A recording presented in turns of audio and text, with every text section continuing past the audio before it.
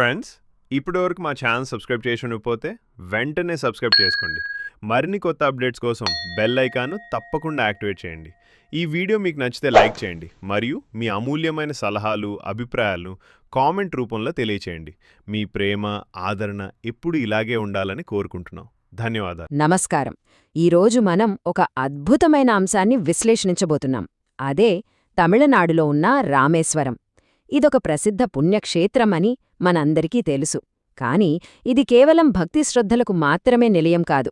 వేలాది సంవత్సరాల నాటి పురాణాలు, ఆధునిక సైన్స్, భౌగోళిక అద్భుతాలు మరియు ఆశ్చర్యపరిచే ప్రాచీన ఇంజనీరింగ్ నైపుణ్యాల కలయిక. ఈరోజు మనం ఈ ఆధారాలన్నింటినీ విశ్లేషిస్తూ మరుగున పడిన ఎన్నో ఆసక్తికరమైన రహస్యాలను బయటకు తీద్దాం. సరే, ఆలస్యం చేయకుండా అసలు విషయంలోకి వెళ్దాం. ఈ విశ్లేషణలో మనం ప్రధానంగా 5 రహస్యాలను ఛేదించబోతున్నాం. అవి ఏంటంటే 2 శివలింగాలు, రామసేతు రహస్యం, 22 మంచినీటి గుండాలు, ధనుష్కోడి ఘోస్ట్ టౌన్ మరియు ఇక్కడి అద్భుతమైన వాస్తుశిల్పం. మొదటి విభాగం రామేశ్వరంలో ఉన్న ఆ 2 ప్రత్యేక శివలింగాలు దైవస్వరూపాలు. సాధారణంగా మనం ఏదైనా శివాలయానికి వెళ్తే అక్కడ గర్భగుడిలో ఒకే ఒక ప్రధాన శివలింగం ఉంటుంది కదా. కాని రామేశ్వరం దీనికి పూర్తిగా భిన్నం. ఇక్కడ ఏకంగా 2 ప్రధాన శివలింగాలుంటాయి. స్కందపురాణం ప్రకారం రావణ సంహారం తర్వాత బ్రహ్మహత్యా పాపం నుండి విముక్తి పొందడానికి శ్రీరాముడు ఇక్కడ యాగం చెయ్యాలనుకున్నాడు. శివలింగాన్ని తీసుకురావడానికి హనుమంతుడిని కైలాసానికి పంపాడు. కాని ముహూర్తం మించిపోతోందని సీతాదేవి స్వయంగా సముద్రపు ఇసుకతో ఒక లింగాన్ని తయారుచేశారు. అదే ఇక్కడ మనం చూస్తున్న రామలింగం. ఆ తరువాత కైలాసం నుండి లింగంతో వచ్చిన హనుమంతుడు కాస్త నిరాశ చెందాడు. అప్పుడు శ్రీరాముడు హనుమంతుడి భక్తికి మెచ్చి ఆ కైలాసలింగాన్ని కూడా అక్కడే ప్రతిష్ఠించి దానికి విశ్వలింగమని పేరు పెట్టాడు. అంతేకాదు, ముందుగా హనుమంతుడు తెచ్చిన విశ్వలింగాన్ని దర్శించుకున్న తరువాతే రామలింగాన్ని దర్శించుకోవాలనే రూల్ కూడా పెట్టాడు. ఇక మన 2వ విభాగానికి వద్దాం. ప్రపంచవ్యాప్తంగా శాస్త్రవేత్తల మధ్య ఎన్నో చర్చలకు దారితీసిన రామసేతు రహస్యం. ఆలయం నుండి కాస్త బయటకు వచ్చి సముద్రం వైపు చూస్తే మనకు రామసేతు కనిపిస్తుంది.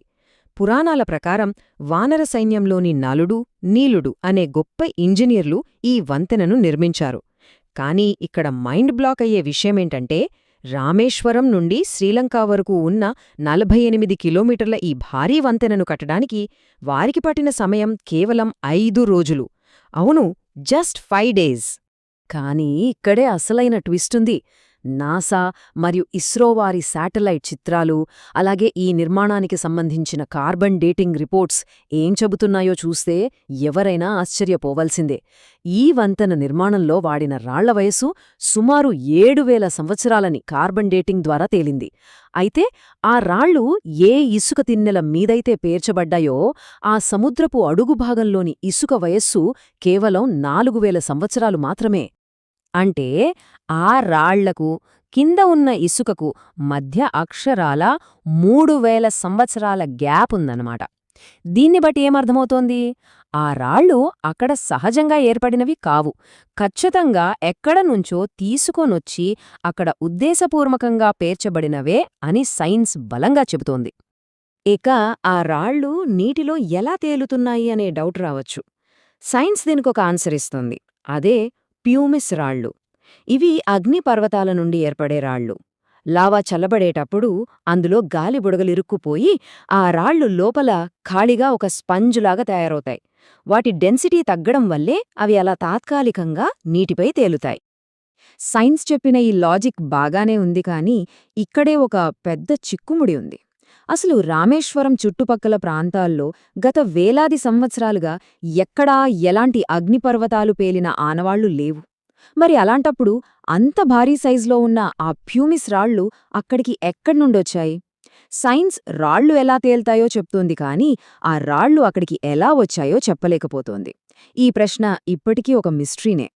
సరే, సముద్రం నుండి మళ్లీ ఆలయంలోకి వెళ్దాం. మన 3వ విభాగం 22 మంచినీటి గుండాలు, ఆ తీపినీటి అద్భుతం గురించి చూద్దాం. శ్రీరాముడు తన బాణాలతో సృష్టించాడని చెప్పబడే 22 తీపినీటి బావులు రామేశ్వరం ఆలయంలో ఉన్నాయి. చుట్టూ అంత పెద్ద ఉప్పు సముద్రం ఉన్నప్పుడు ఇక్కడ మాత్రం ఇంత స్వచ్ఛమైన తీపి నీరు ఎలా వస్తోంది? సెంట్రల్ గ్రౌండ్ వాటర్ బోర్డ్ వారు దీనికి భౌగోళికంగా ఒక సూపర్ ఎక్స్ప్లెనేషన్ ఇచ్చారు. అదే ఫ్రెష్ వాటర్ లెన్స్ ఎఫెక్ట్.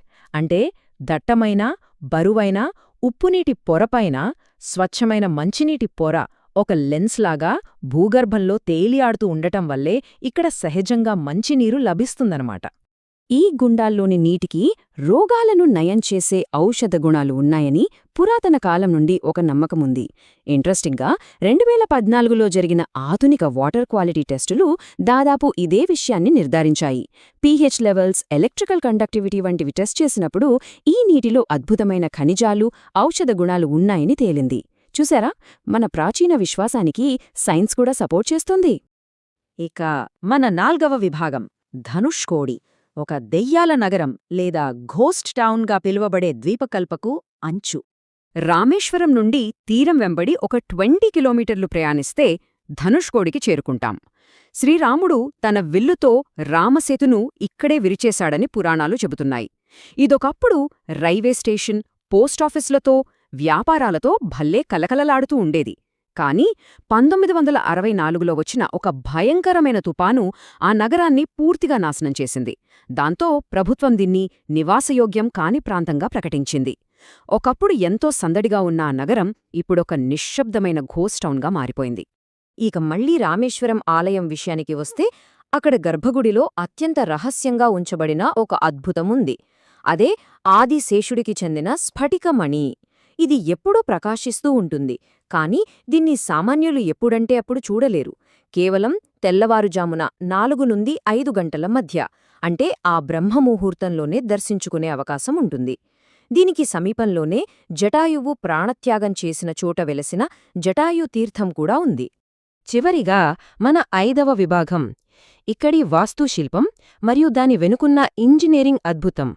15 ఎకరాల్లో విస్తరించి ఉన్న ఈ ఆలయాన్ని చూస్తే ఆధునిక ఇంజనీర్లు కూడా ఆశ్చర్యపోవాల్సిందే. ఎందుకంటే దీన్ని ఒకే రాజు ఒకే కాలంలో కట్టలేదు. ఇది అనేక తరాలు, దేశాల అద్భుత సహకారం. పాండ్యరాజులు దీనికి పునాదులు వేస్తే ఆశ్చర్యకరంగా 1173లో శ్రీలంక రాజు పరాక్రమబాహు గర్భగుడిని నిర్మించారు. ఆ తర్వాత 17వ శతాబ్దంలో సేతుపతి రాజులు దీన్ని భారీగా విస్తరించారు. అంతేకాదు, ఈ ఆలయంలో ప్రపంచంలోనే అత్యంత పొడవైన స్తంభాల కారిడారుంది. ఇందులో ద్రావిడ శైలిలో అద్భుతంగా చెక్కిన 23 అడుగుల ఎత్తున్న 1212 స్తంభాలున్నాయి. ఒక్కో స్తంభంపై ఉన్న కళా నైపుణ్యాన్ని చూస్తే మతిపోవాల్సిందే. అయితే ఇక్కడే ఒక అస్సలైన మిస్టరీ ఉంది. దీన్నే గ్రానైట్ పారాడాక్స్ అంటారు. రామేశ్వరం అనేది కేవలం ఇసుకతో నిండిన ఒక దీవి. అక్కడ చుట్టుపక్కల ఎక్కడ ఒక్క కొండకాని, రాతి క్వేరీ కాని లేదు. మరి లక్షల టన్నుల బరువున్న ఆ గ్రానైట్ రాళ్లు ఎక్కడుండొచ్చాయి? ఎలాంటి క్రేన్లు, మోడర్న్ టెక్నాలజీ లేని ఆ రోజుల్లో సముద్రం మీదుగా పడవల ద్వారా అంత బరువును ఎలా ట్రాన్స్పోర్ట్ చేశారు? ఇది నిజంగా ఒక లాజిస్టికల్ మిరాకిల్ అనక తప్పదు. ఇవన్నీ చూశాక మీకేమనిపిస్తోంది? రామేశ్వరం అనేది కేవలం మన పురాతన ఇంజనీరింగ్ నైపుణ్యానికి నిదర్శనమా? లేక ఇదంతా ఒక అంతుచిక్కని భౌగోళిక యాదృచ్ఛికమా? అసలు ఇదంతా సాక్షాత్తూ ఆ దేవుడి పాదముద్రనా? దీనికి సమాధానం ఏమిటో మీరే ఆలోచించండి. ఈ విశ్లేషణ మీలో కొత్త ఆలోచనలు రేకెత్తించిందని ఆశిస్తున్నాను. ఇలాంటి మరో ఆసక్తికరమైన విశ్లేషణతో మళ్ళీ కలుద్దాం. అంతవరకు ఆలోచిస్తూ ఉండండి.